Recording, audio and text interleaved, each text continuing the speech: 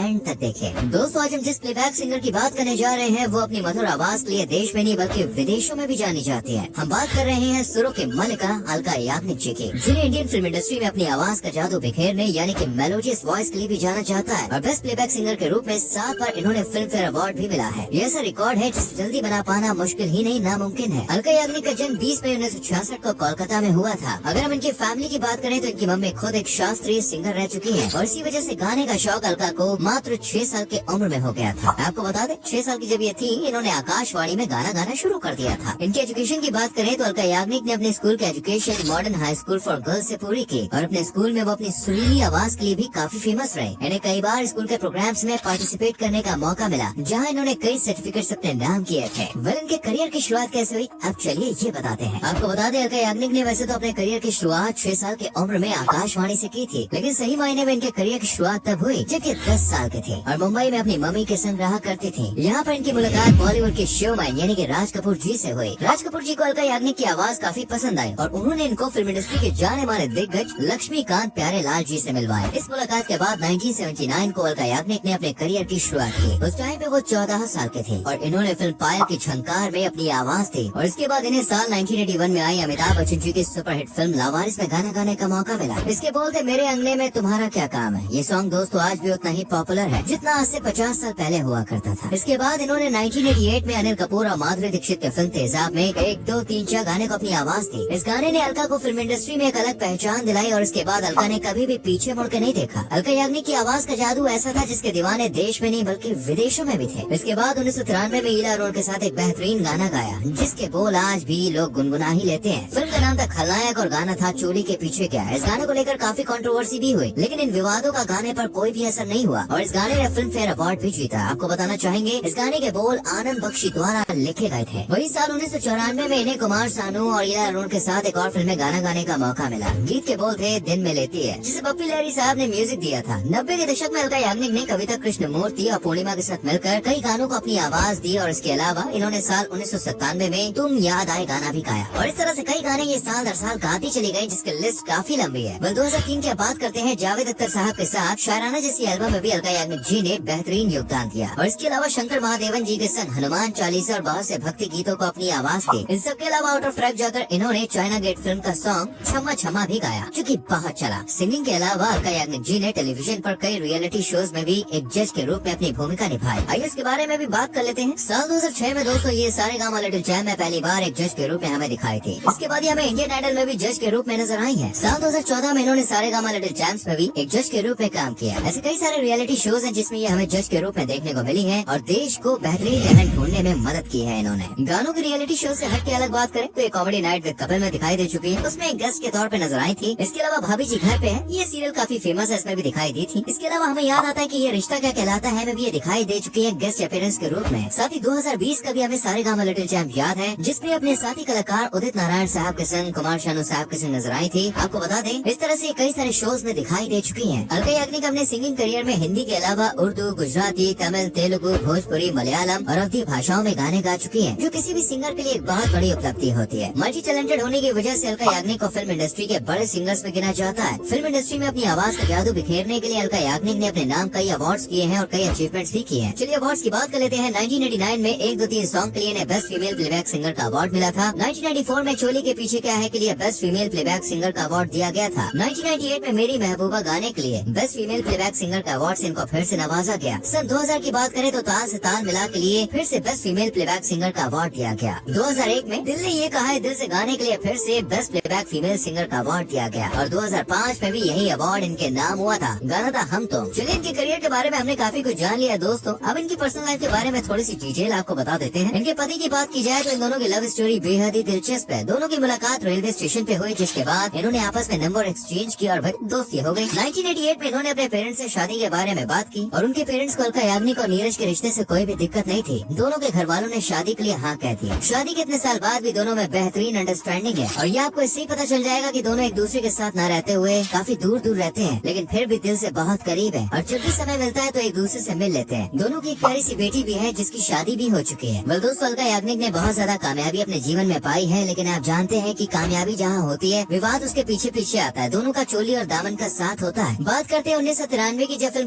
खलनायक के गीत ने उन्हें बड़ी परेशानी में डाल दिया था। दरअसल बात ऐसी थी, गाना जो था चोली के पीछे क्या है, इस गाने को आवाज देकर अलका याग्निक राजनीतिक पार्टियों के निशाने पर आ गए, क्योंकि सॉन्ग के खिलाफ लोगों ने काफी कुछ इन्हें सुनाया और ये भी कहा कि ऐसे गाने हमारी संस्कृति के खिलाफ है। यही एक कंट्रोवर्सी है जो हमें याद आती है अलका याग्निक को लेकर। भले इनसे जुड़े कुछ ऐसी बातें भी हैं जो इनके करीबी लोग ही जानते हैं, लेकिन हम आपको बताते हैं ना, अलका याग्निक आज एक मशहूर सिंगर के रूप में जानी जाती है, लेकिन इन्होंने अपनी बेटी को हमेशा फिल्म इंडस्ट्री से दूर रखा। आपको जान के हैरानी होगी कि अलका याग्निक जी की आवाज का दीवाना ओसामा बिन लादेन भी था, और इस बात का खुलासा तब हुआ जब उसकी मौत के बाद उसके सामान को सर्च किया गया। उसमें कई सॉन्ग रिकॉर्ड्स अलका याग्निक जी के पाए गए, जिससे पता चलता है कि वो भी इनकी आवाज का दीवाना था। अब दोस्तों बात कर लेते हैं साल 2022 की। इस टाइम पर अलका याग्निक जी को सबसे ज्यादा स्ट्रीम किया गया था। स्ट्रीमिंग के मामले में इन्होंने ब्लैक पिंक, बीटीएस को भी पीछे छोड़ दिया। एक इंटरव्यू में अलका याग्निक जी ने बताया कि वो बीटीएस के बारे में ज्यादा कुछ नहीं जानते, लेकिन इसके बारे में जब इन्होंने अपनी बेटी से जानकारी ली तब इन्हें पता चला कि बीटीएस क्या चीज है। बट अलका याग्निक जी का जो स्टेटमेंट था वो बीटीएस के बारे में नहीं जानती है, इससे फैंस जरूर निराश हुए थे और अलका याग्निक जी को इस टाइम पे काफी ज्यादा ट्रोल किया गया था। अब चलते चलते चलिए बात कर लेते हैं अलका याग्निक जी की संपत्ति के बारे में। इनकी नेटवर्थ है $9 मिलियन, जो कि करीब 68 करोड़ के आसपास होती है। ये पैसा इन्होंने अपनी मेहनत से, अपनी लगन से कमाया।